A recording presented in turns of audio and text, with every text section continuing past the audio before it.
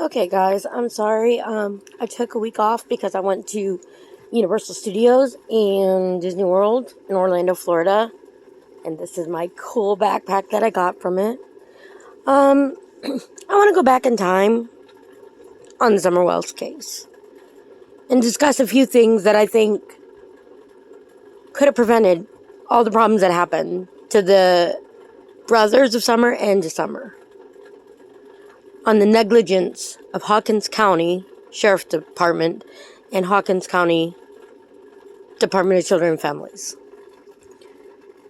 When Summer was still inside her mother, Candace made a 911 call to report that Donnie was hitting her and she was early pregnant. That right there is the biggest red flag there ever was with Hawkins County and the failures they did. Let's fast forward from that. Nothing gets done. The children don't get removed from the home. The mother doesn't get told to leave the husband for the safety of her unborn child and her children. Nothing happens. That's scary. Then fast forward to Jose and Dawn's scuffle that they did in front of all of their children, including Summer. They all saw it firsthand. The fighting, the arguing, the screaming. And then Dawn hitting, supposedly pushing Candace, or knocking her down, and she hurt her leg or whatever. Again, Hawkins County doesn't do anything. Candace closes the charges, but CPS doesn't get involved. They don't tell her she has to leave the husband for the safety of her children. The judge allows her to close the second DV charge she's placed on him. Hawkins County, what is your deal? Do you think it's perfectly fine for a man to beat a woman? Is that what you guys go with? Don't worry about the children's safety. Don't worry about the woman's safety. Don't think maybe she's saying she doesn't want to press charges because he's, threatened her. You don't think of any of that? Really? I live in Florida. I've actually lived all over the world. Literally, my dad moved 39 times in 9.5 years. So, to say that I've been everywhere, I've been everywhere. I've been up north to Minnesota, which I love because there's snow. I've been in Arizona, New Mexico, Ohio, Florida, South Dakota, Alabama, everywhere, okay? Virginia, you name it, I've been there. But here's the thing I've learned. In Florida, they don't play. I have had friends, because I was a teen mom, who had abusive boyfriends while they had babies or they were pregnant with their babies. And we were all going to the school for pregnant teens. And Florida didn't play that game. If there was an alleged domestic violence call, that mother had to leave or the state would take the child. That was the way it went. Because they were not going to risk harm happening to that child. That makes sense to me. Because people who have been victims of domestic violence, such as myself, there are times we lie about it because we're afraid of what they're going to do to us. My ex-husband Robert beat the shit out of me. And if I dare told anybody, I would be afraid he'd kill me. So let's think about that. If you think about it from a victim's aspect, then that means her point of view is, I better close this or he's going to kill me and the kids. Well, if that's the case, then you need to get the mom and the children out of there. For the children's own good, they need to be taken regardless from that situation. And let's think about the other calls. They've had several other 911 calls. Candace has been accused of not letting children go, teenage children, one of which was Hunter and his sister, True. I mean, how many more red lights do they need, Hawkins County? Do you need a fireworks show before you realize something's wrong going on in this house and we need to stop it before something bad happens? Oh, wait, something did. Summer went missing. Summer got gone. On an impossible feat. 2 adults at home, 3 brothers in the house, her in the dungeon. And here's my other thought. Now we have all this past history of DV, or domestic violence, and other calls of children not being kept on the property against their parents' wills and drinkings and etc., etc.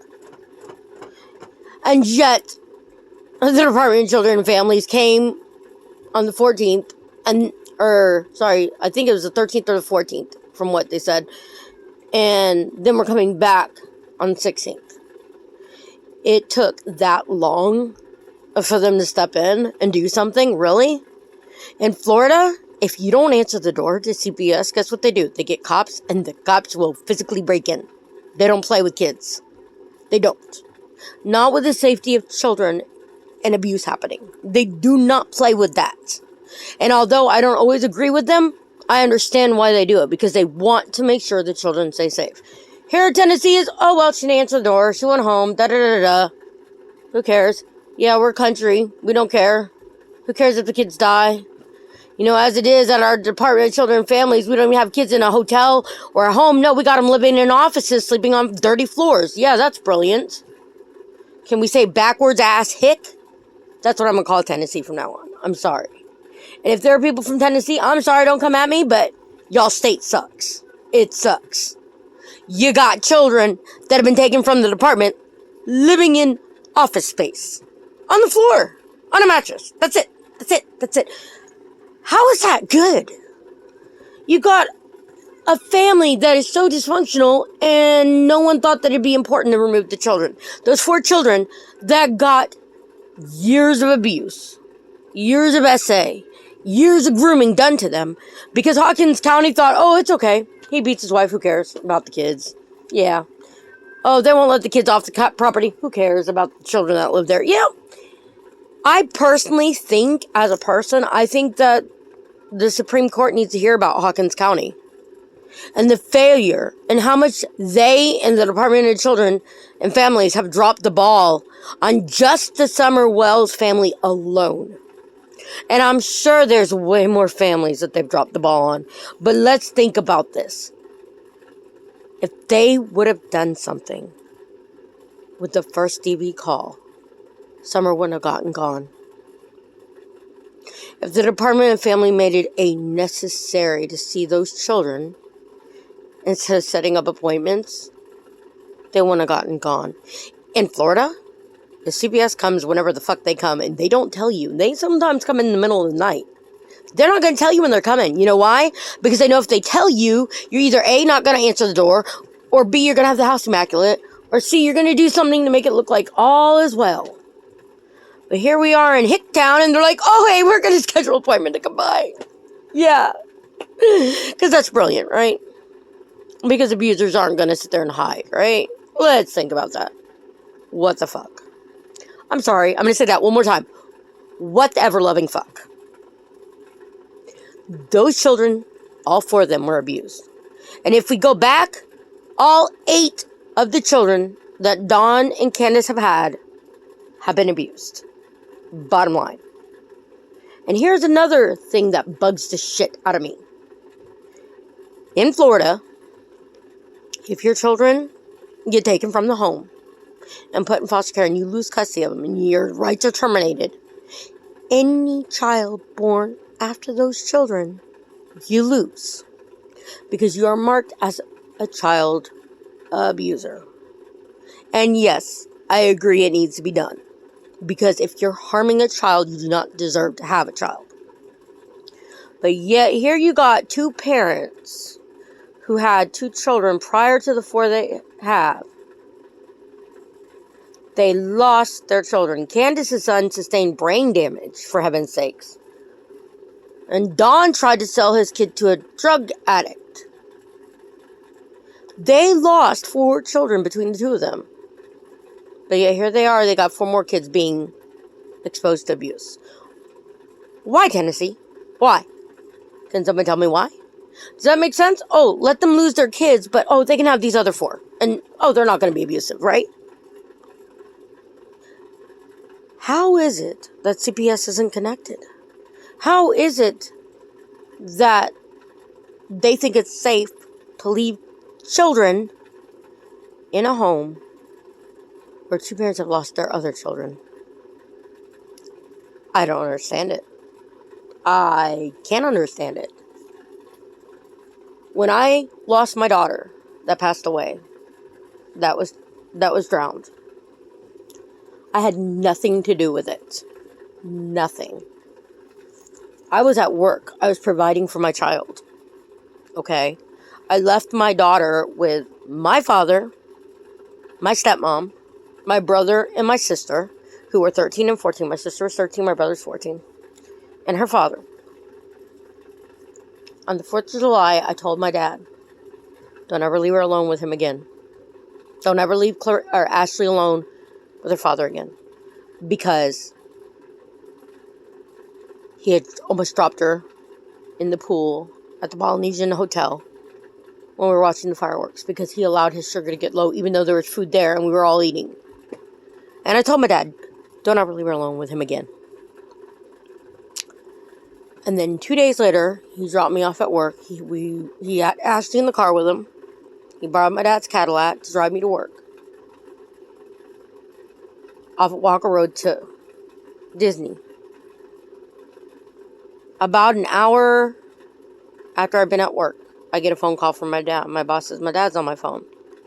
He needs to talk to me. And I answer the phone, I'm like, hey, Daddy, what's up? He goes, has Joey left yet? I said, Dad, he's been gone an hour. He goes, he hasn't come back with the car yet. I'm like, what? It takes 5 minutes to get from our house to Universal. So round trip, maybe 15 minutes. I start freaking out. And then just as I'm about to have a complete mental breakdown, Joey walks in. Ashley's crying. I got home that night and Ashley didn't want nothing to do with her father. She didn't want him to touch her. She didn't want him around her.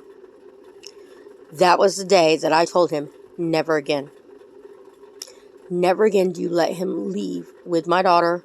Do not leave him alone with my daughter. No. Leave someone here at all times. So on the 8th of July, 1995, my dad had to go grocery shopping for the week. He told Joey, my ex-husband, that he needed to take Ashley with him because I said not to leave her home. And Joey wouldn't let her go with him. He said, this is my daughter, you're not taking her anywhere. And my dad wasn't going to fight with him. My sister at 13 begged him to let her stay. But he wouldn't let her stay. And because no one was there, no one saved my daughter. And even though I was at work and I had nothing to do with her death, the state was involved in my last child's life, the one that I was the product of marital rape, my youngest daughter, my only child, Clarissa, who is now going to be 26 this year. They were in my life. They were in my life like white on rice. Okay? Because they had to make sure the same thing wouldn't happen to Clarissa. Because unfortunately I was still married to him. And they took her away because his mom lied to the department and told them I left Clarissa alone with him while I went shopping. Which I did not. I left her with the neighbor. Our next door neighbor, Miss Correct. She had Clarissa. Because I wasn't leaving her alone with Joey. But the state took my daughter. And it took me 35 case plans and 7 years to get her back. And yes, I had already left him. I left him when Clarissa was 2. So you think about this. Because of an act that had nothing to do with me. Because I was at work taking care of my daughter's needs.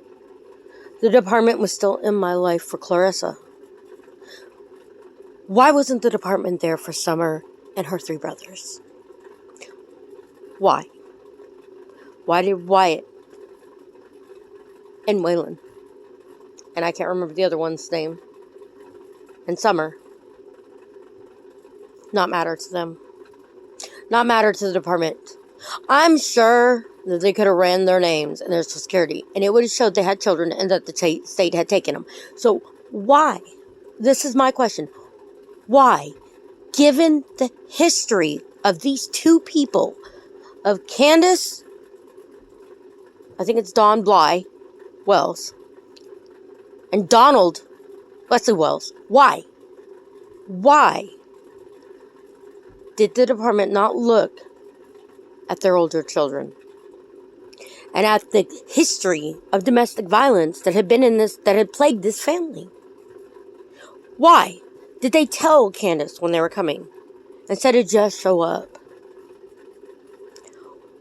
Why were those children not spared the abuse they all sustained?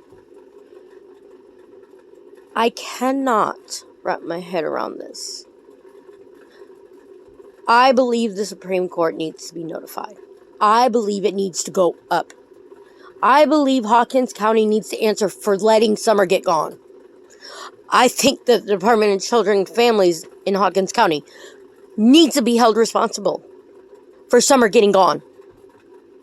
They need to be held accountable for failing these children because their job is to serve and protect, and they did not. Why did the domestic violence calls get ignored? Why did the judge let it be dropped? Why could Candace keep kids that weren't hers on the property and not be arrested? These are the questions we need to ask ourselves and look at. Why is Summer really gone? Why? What really happened that day? We now have this new revelation from Grandma. I know I've watched every single video there is on Summer. Every single one. Every single one.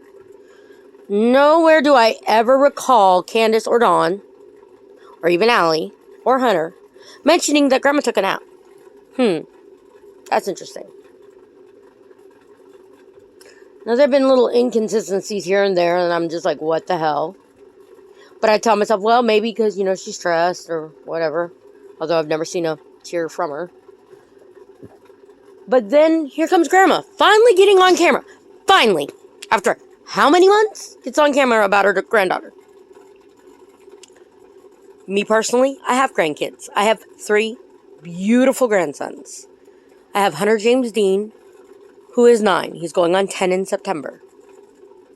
I have my nonverbal autistic grandson, who's my beautiful blonde-haired, blue-eyed Puerto Rican baby, Ethan Ray Dean. And I have my baby pudgeness, my Damian Edward Dean. If any one of those boys went missing, I would be going out of my freaking mind. I'd have to be in the hospital because I'd be hysterical. I would be on the TV so much begging for them, making them humanized to everyone. Please, give me my grandkids back. Yeah, I'll give you $1,000. I don't care. $1 million. I'll do whatever you want. Just bring my grandkids home. And yet, here's a woman who's lost a daughter, supposedly. I still think they're behind that one too. But anyways, she doesn't even get on camera until 7 months later. Really? Wow. How much Summer really mean to you?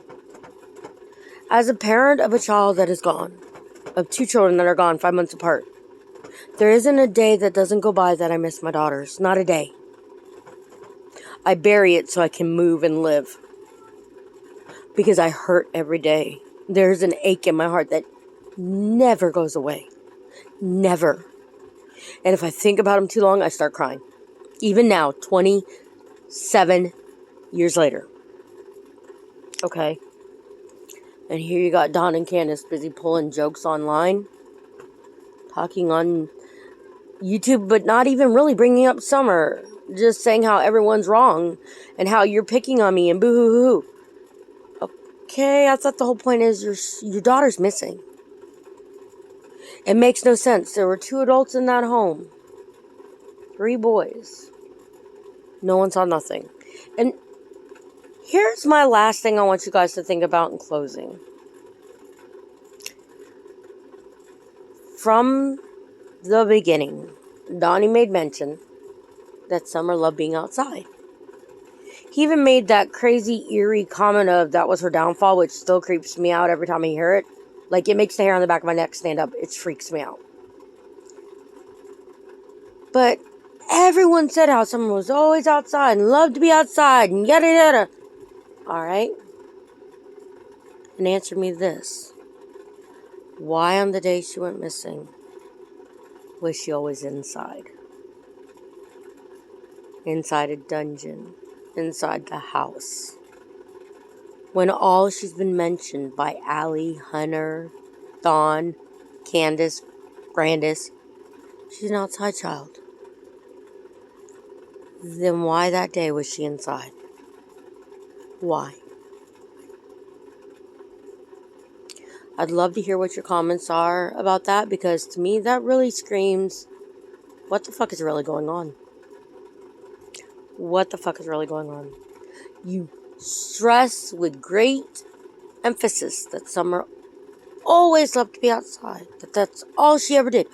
Then why on June 15th, the day that little girl goes missing, the only place she was inside?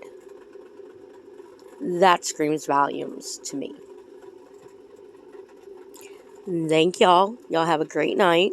I have to go sing to my chickens, who were very devastated that Mommy was gone for a week. My husband had to call me every night so I could sing to them and talk to them every morning. They were stalking him. He was getting a little nervous. He said, if you don't get home soon, these chickens are going to come at me. They were good. A little irritated. When Mommy got home, they were happy as all get out. Especially my Skylar. He loves his mommy. But now my Bootsy, my cat, oh my God, he's been up my butt since I got home. He's like just shook that Mommy left him. But anyways, these are my thoughts for the week. I have another video I'm planning on doing tomorrow.